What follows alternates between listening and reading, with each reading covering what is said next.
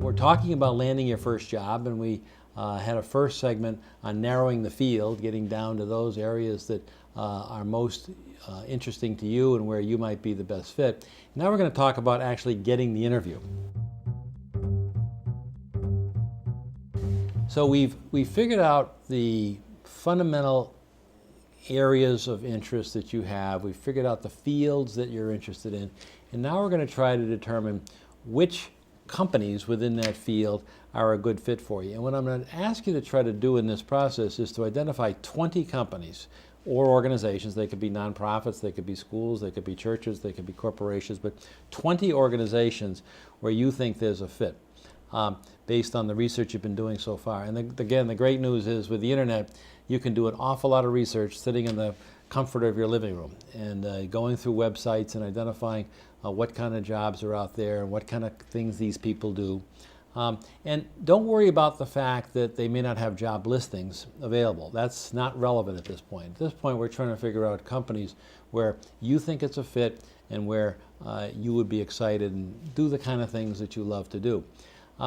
As you think about those 20 companies, though, there's a very important concept that's a little scary in a way, but you should be aware of it, that you're about to work for the first real company you've ever worked for. And that's going to be the first line in your resume for the rest of your life.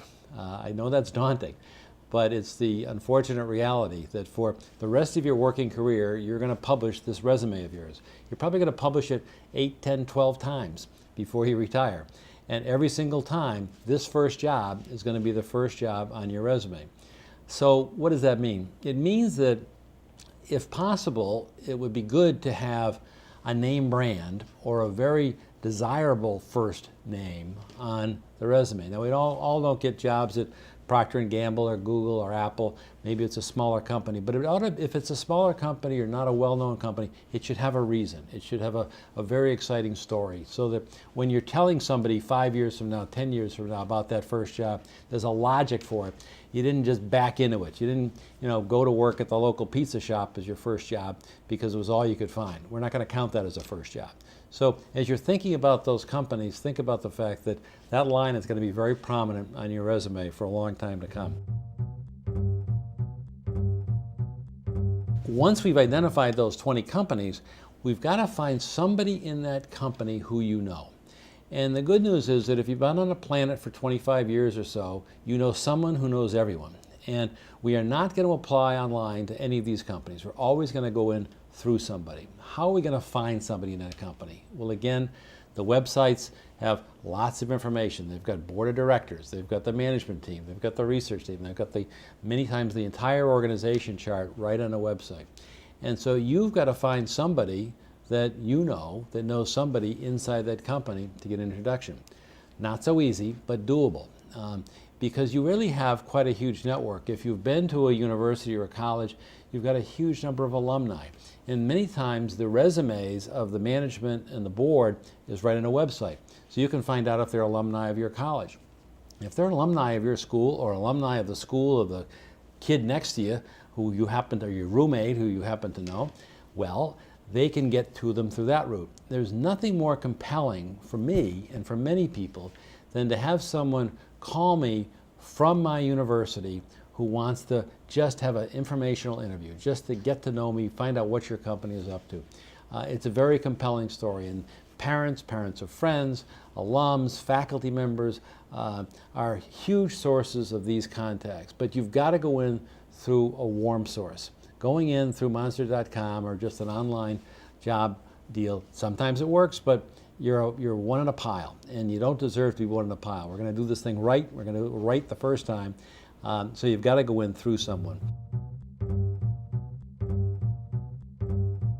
Another trick that I find very useful is to go to conventions or meetings in that industry that you've found an interest in. Every single organization, every single industry, every single field has conventions and meetings, and they have them all around the countryside. So you can go to New York, you can go to Chicago, you can be right in Boston. There's probably a meeting for some field every hour of the day in the city of Boston, whether it's the doctors or the lawyers or the teachers or the physicists or the The environmental scientists, they're meeting all the time in different places. You can get into those meetings and you can meet people, you can go to the booths, you can learn about it, and there's nothing more impressive than a young person wandering around to one of these professional meetings asking questions and meeting people. Another way to find someone who can get you in on a soft beach rather than just coming in through the internet. I mentioned going through websites, and people don't typically list their email addresses on websites, but once you identify someone from your university who happens to be at that organization, for instance, all you need to do is find out what the protocol is for one of their email addresses. So usually investor relations will show an email address, human resources will show an email address, and it'll say robert.mahoney@soandso.com, and now you know what the protocol is for that company. So when you want to talk to Mary Jones at that company, you just follow the same protocol, mary.jones@soandsocompany.com. So you can get that email address without calling or anything else. You can just use the protocols that are right on their websites. You know someone who knows everyone, and you've got to take advantage of that. You just got to keep searching around. You've got a parent or two, hopefully. You have friends with parents or two, hopefully. You have a whole bunch of faculty. You've got a whole bunch of professors. You've got alumni from your university, which are a great source of leads. You can talk to anybody through someone else and act like a friend and get in through some other means, any means possible other than just going in cold. Because remember, this is the first job for the rest of your life. The final thing I'll talk about this is when you're making your list, there are lists out there.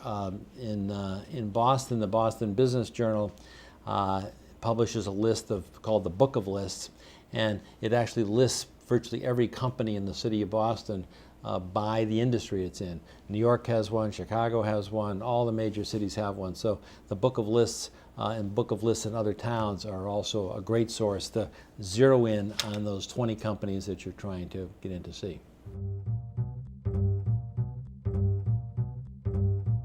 So that really is a summary of the tactics that you need to zero in on the companies and getting that interview, getting ready for that first visit, and making sure you go in through a friendly source. That's the key.